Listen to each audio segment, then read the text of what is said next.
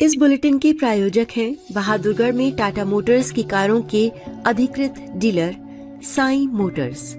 आज ही अपनी मनपसंद कार बुक कराएं और आकर्षक छूट के साथ डिलीवरी पाएं। हरियाणा में बिल्डिंग कोड में होगा बड़ा बदलाव।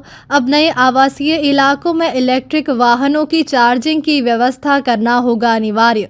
कमर्शियल इमारतों में कम से कम 10 इलेक्ट्रिक कारों की पार्किंग की जगह और हर 3 पार्किंग स्लॉट पर एक ईवी चार्जिंग पॉइंट लगाना होगा अनिवार्य।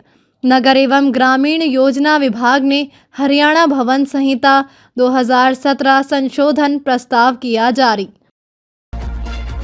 दिल्ली रोहतक रेल मार्ग पर किशनगंज स्टेशन पर यार्ड पुनर्निर्माण कार्य के चलते मई माह में 9 दिनों तक कई ट्रेनें रहेंगी रद्द।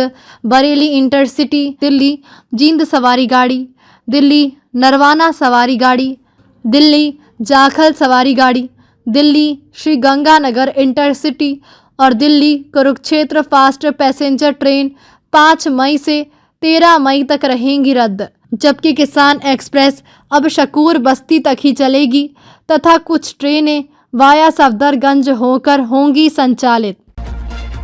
भारत की जनगणना 2027 के प्रथम चरण के अंतर्गत आयोजित 3 दिवसीय प्रशिक्षण कार्यक्रम का बुधवार को बहादुरगढ़ के राजकीय मॉडल संस्कृति वरिष्ठ माध्यमिक विद्यालय में हुआ समापन।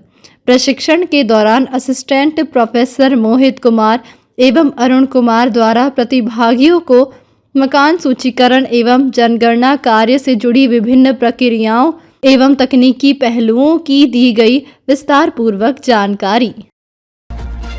बहादुरगढ़ में बुधवार सुबह हुई बूंदाबांदी ने लोगों को भीषण गर्मी और लू से दिलाई थोड़ी राहत। तापमान में 5 से 6 डिग्री की हुई गिरावट। 42 डिग्री से 36 डिग्री पर पहुंचा बहादुरगढ़ का अधिकतम तापमान। रेन गेज मीटर पर 2.20 mm दर्ज की गई बारिश। बहादुरगढ़ के गांव सोलधा में पुरानी रंजिश के चलते एक युवक पर किया गया हमला। बादली रोड पर नया गांव में स्थित एक कॉलेज के पास 2 बाइकों पर सवार होकर आए हमलावरों ने पीड़ित का मोबाइल छीनकर लाठी डंडों और लात घूंसों से की बेरहमी से पिटाई। पीड़ित ने सदर थाना पुलिस में शिकायत देकर आरोपियों के खिलाफ सख्त कार्रवाई करने की मांग की। बहादुरगढ़ के गांव भापडौदा में पारिवारिक विवाद ने लिया हिंसक रूप। दिल्ली में गार्ड की नौकरी करने वाले राजेश कुमार पर उसके ही भाइयों ने किया हमला। आरोपियों पर रास्ता रोककर ब्लेड से गले और छाती पर वार करने के आरोप। पीड़ित ने पुलिस को मारपीट करने और जान से मारने की धमकी देने की दर्ज कराई शिकायत। कांग्रेस के पूर्व विधायक राजेंद्र सिंह जून ने नारी शक्ति वंदन अधिनियम को लेकर भाजपा सरकार पर साधा निशाना। जून बोले, वर्ष 2023 में संसद के दोनों सदनों द्वारा सर्वसम्मति से पारित हो चुके महिला आरक्षण कानून को अब तक लागू न करना सरकार की मंशा पर खड़े करता है गंभीर सवाल। राजेंद्र जून ने महिला आरक्षण बिल को तुरंत प्रभाव से लागू करने की मांग की। बहादुरगढ़ के गांव हसनपुर परनाला के राजकीय प्राथमिक विद्यालय में गुरुवार को सरपंच प्रतिनिधि अशोक राठी ने मिड डे मील व्यवस्था का किया निरीक्षण। निरीक्षण के दौरान बच्चों को मिलने वाले भोजन की गुणवत्ता, साफ सफाई व अन्य व्यवस्थाओं का लिया गया जायजा। व्यवस्था को बेहतर बनाए रखने के लिए मिड डे मील कर्मियों को दिए आवश्यक दिशा निर्देश। बहादुरगढ़ के मिश्री देवी रिहैबिलिटेशन सेंटर में समावेशी शिक्षा को बढ़ावा देने में पुनर्वास पेशेवरों की भूमिका पर 3 दिवसीय व्याख्यान सत्र का हुआ आयोजन।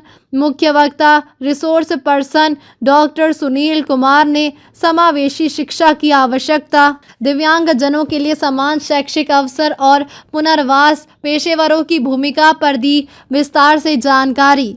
कॉलेज के विद्यार्थी, प्रशिक्षु एवं स्टाफ सदस्य सक्रिय भागीदारी करते हुए विषय से जुड़े व्यवहारिक पहलुओं से हुए अवगत। हरियाणा खेल विभाग द्वारा नेशनल कबड्डी नर्सरी हेतु खिलाड़ियों के चयन के लिए बृहस्पतिवार 30 अप्रैल को गांव खेड़ी जसौर में होगी ट्रायल प्रक्रिया। शाम 5 बजे गांव के पहलवान नंदलाल स्पोर्ट्स क्लब परिसर में 8 से 14 तथा 15 से 19 आयु वर्ग के लड़कों के लिए होगी ट्रायल प्रक्रिया। खबरों में अब तक के लिए बस इतना ही। फिर होगी आपसे मुलाकात ऐसी ही दिन भर की बड़ी खबरों के साथ। तब तक के लिए नमस्कार और बने रहिए हेलो बहादुरगढ़ पर। बहादुरगढ़ के लेटेस्ट अपडेट्स पाने के लिए हमारे चैनल को सब्सक्राइब करें और तुरंत नोटिफिकेशन पाने के लिए बेल आइकन प्रेस करें। और अगर आप हमें फेसबुक पर देख रहे हैं तो हमारे चैनल को फॉलो जरूर करें। धन्यवाद।